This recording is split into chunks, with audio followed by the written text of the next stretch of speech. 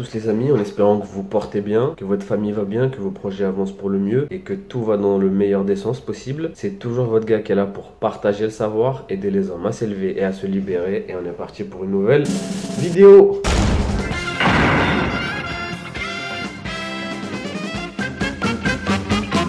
Donc aujourd'hui, vidéo spéciale pour répondre aux commentaires d'un abonné. Un abonné, je sais pas s'il est abonné, mais en tout cas, c'est un des nombreux spectateurs de ma chaîne YouTube. Et donc, il avait notamment réagi à un short que j'avais posté il y a quelques mois de cela. Je vous afficherai le commentaire ici, là. Donc, je vais vous le lire. Respiration profonde, point d'interrogation. Combien de minutes?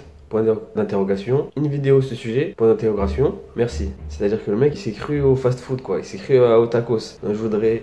tacos de viande, tenders cordon bleu avec un oasis et une glace, s'il te plaît. Enfin bref, il n'y a pas de souci. Mais ouais, le peuple réclame, le youtubeur s'exécute. Je suis là pour partager le savoir. Que de base, le short, c'est un court extrait d'une vidéo que j'avais faite sur le chi. Et donc le chi, pour faire très rapidement, c'est une science slash philosophie slash spiritualité importée de la Chine qui dit qu'en fait le chi c'est une énergie vitale qui circule dans notre corps, permet la vie tout simplement. C'est l'énergie vitale par laquelle on est animé. Et donc il existe des exercices qui sont notamment basé sur la respiration et la visualisation pour maîtriser cette énergie, la faire tourner dans notre corps et activer ce qu'on appelle la Kundalini. La Kundalini, donc ça remonte toute la colonne vertébrale et ça va jusqu'au sommet de la tête. Et en fait, c'est là qu'on trouve les différents points énergétiques qu'on appelle chakras ou enfin peu importe comment on les appelle. On retrouve cette notion dans pas mal de cultures différentes, mais c'est des points énergétiques qui seraient situés dans le corps et qui remontent du bas jusqu'en haut. Et donc le but c'est d'activer tous ces points énergétiques de sorte à avoir un esprit qui s'éveille, un éclaircissement de l'esprit, avoir une vision beaucoup plus large, beaucoup plus intense de la vie et de l'existence. Le qi, ou qi, est une notion de la pensée chinoise qui désigne l'énergie vitale. Il circule en nous à travers des canaux appelés méridiens. Quand il est fluide et équilibré, il favorise la santé, la vitalité et le bien-être. S'il est bloqué ou affaibli, il peut provoquer de la fatigue, un déséquilibre ou des maladies. Je vous ai résumé ça assez rapidement parce que je suis pas non plus un expert du sujet. Moi, c'était avant tout dans un but d'expérimentation parce que vous savez, si vous suivez un peu cette chaîne, j'aime beaucoup expérimenter des choses et essayer de connaître de nouvelles choses, essayer d'avoir de nouveaux savoirs, vivre des nouvelles expériences et après venir vous les partager parce que je suis comme ça, je suis un mec bien. Enfin bref. Et en fait, ce short que j'avais posté, c'était un moment où je disais qu'en fait, les exercices de respiration pouvaient être très utiles quand on pratiquait la rétention séminale et qu'on avait ce qu'on appelle des urges, donc des envies de craquer, des envies de FAP, de retourner sur les sites P et de faire tout un tas de bêtises. Donc c'est vrai que notamment quand on pratique la rétention séminale, on peut vraiment être assailli, énormément assailli d'images S. J'espère que vous avez compris, je peux pas trop dire les termes, mais d'images S, de trucs comme ça. Et faut savoir contrôler ce genre de pensée. La respiration, c'est un des nombreux moyens pour vraiment aider à se canaliser et à se recentrer. Donc on va essayer de répondre point par point à chacune de ces questions. Respiration profonde, oui, respiration profonde, on le rappelle.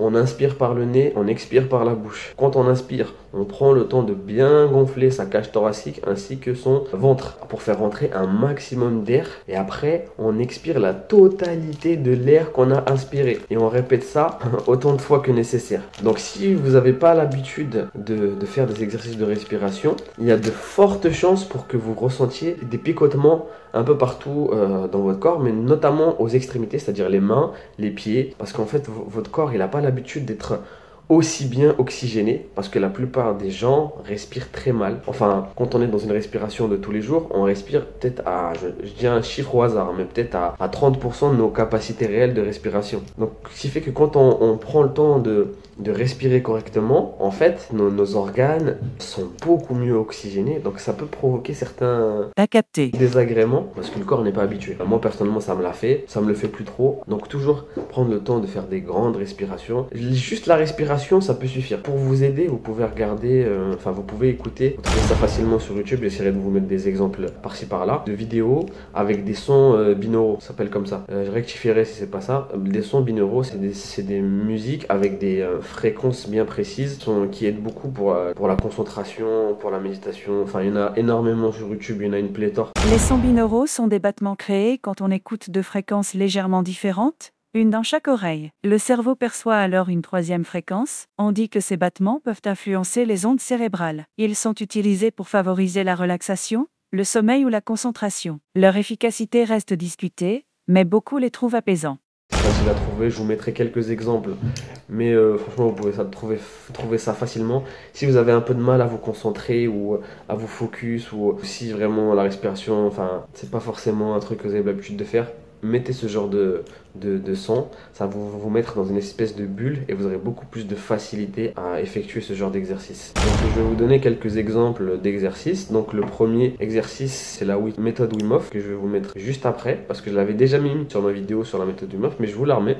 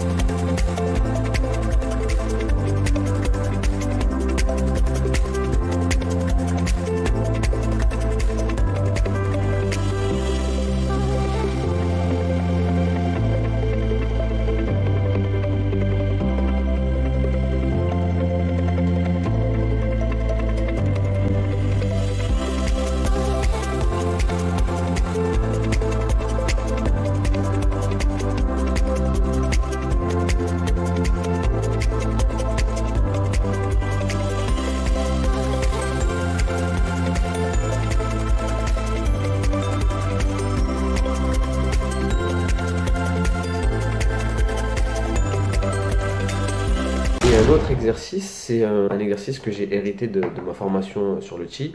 C'est vraiment de respirer profondément et expirer tout l'air que vous avez.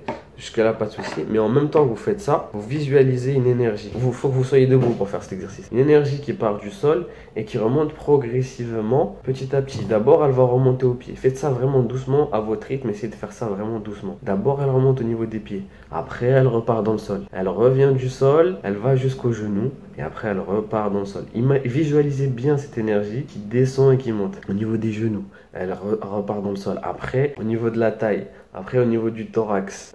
Au niveau du cou. Et après, au niveau de la tête, du haut du crâne, au niveau du troisième œil ici. Et ça, progressivement. Faites-le progressivement. Prenez votre temps, petit à petit. Et voilà, ça peut être un exercice vraiment très intéressant. Donc, pour répondre à sa deuxième question, combien de minutes pour l'exercice? Je dirais 10 minutes tous les jours. Enfin, pas tous les jours. Je pense qu'il n'y a pas vraiment de temps précis. C'est comme vous le sentez. Si vous voulez faire 4 heures, faites 4 heures. Si vous voulez faire 30 secondes, faites 30 secondes. Ça peut toujours être intéressant. Mais je pense que le minimum, c'est 10 minutes. C'est un bon ratio. 10-20 minutes. Essayez de les faire un peu tous les jours pour vous habituer à le faire et que ça rentre vraiment dans votre routine. 10-20 minutes tous les jours. Je pense que 10-20 minutes, tout le monde peut trouver 10-20 minutes pour faire des exercices de respiration. 10-20 minutes, ça peut vraiment être très intéressant. Tous les jours, donc vous incorporez cette habitude et donc vous aurez beaucoup plus de facilité à la faire. Et voilà. Et bien sûr, pour tous ceux qui pratiquent la rétention séminale, dès que vous sentez que vous avez une urge, faites 10-20 minutes de respiration profonde, peu importe l'exercice. Je vous en ai donné plusieurs exemples. Il y en a encore plus, vraiment d'exercices de respiration, il y en a pléthore, vous trouverez ça facilement. Je vous ai donné quelques exemples. Donc voilà, 10-20 minutes tous les jours. Après, vous pouvez toujours, au moins une fois dans la semaine ou une fois dans le mois, faire des petites sessions un peu plus longues, genre de 1 heure, voire 2 heures. Enfin, il n'y a pas de limite, vous pouvez même aller jusqu'à 4 heures, mais vraiment faire des sessions un peu plus longues, ça peut être intéressant. Je trouve que c'est un bon équilibre. Essayez de faire un peu